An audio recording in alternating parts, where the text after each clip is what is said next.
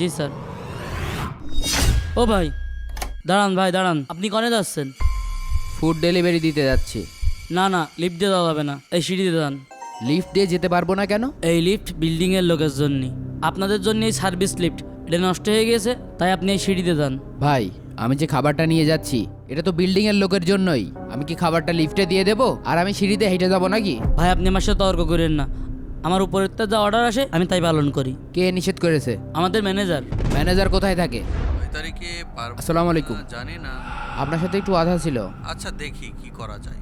আমি আপনাদের বিল্ডিং এর 8 নম্বর ফ্লোরে ফুড ডেলিভারি করতে আসছি। আমি কি লিফট ইউজ করতে পারবো না? না, আমি যে ফুডটা ডেলিভারি করতে আসছি সেটা তো এই বিল্ডিং এর লোকের জন্যই, তাহলে আমি কেন লিফট ব্যবহার করতে পারবো না?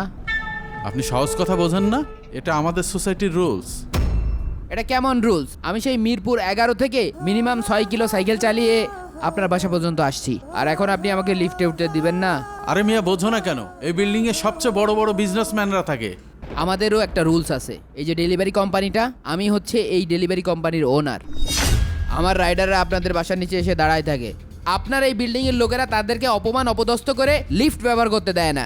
আজকে আমি স্বচক্ষে দেখতে এসেছি যে খাবার খেয়ে আপনাদের বিল্ডিং এর লোকেরা বেঁচে থাকে, সেই ডেলিভারি ম্যানকেই আপনারা লিফট ব্যবহার করতে দেন না। আপনার কি শিক্ষিত না? হয়তো বইয়ের জ্ঞান আপনাদের ভিতরে ঢুকতে পারে, কিন্তু মনুষ্যত্বটা এখনো আপনাদের ভিতরে ঢুকেনি। আমাদের অ্যাপসে আপনাদের এই বিল্ডিংটা টোটালে ব্লক করে দেব, যাতে এখান থেকে কেউ ফুড অর্ডার না করতে পারে। একজন রাইডার কত কষ্ট করে একটা ফুড ডেলিভারি করে সেটা যদি আপনি বুঝতেন, তাহলে রাইডার আসার সাথে সাথে বলতেন যে এই নাও এক গ্লাস পানি খাও, খেয়ে লিফটে ওঠো। আপনাদের এই বিল্ডিংয়ের লোকের আচরণ কেউ না দেখুক, আল্লাহ কিন্তু দেখছে, তাই বিচারটা আল্লাহর কাছেই থাকলো।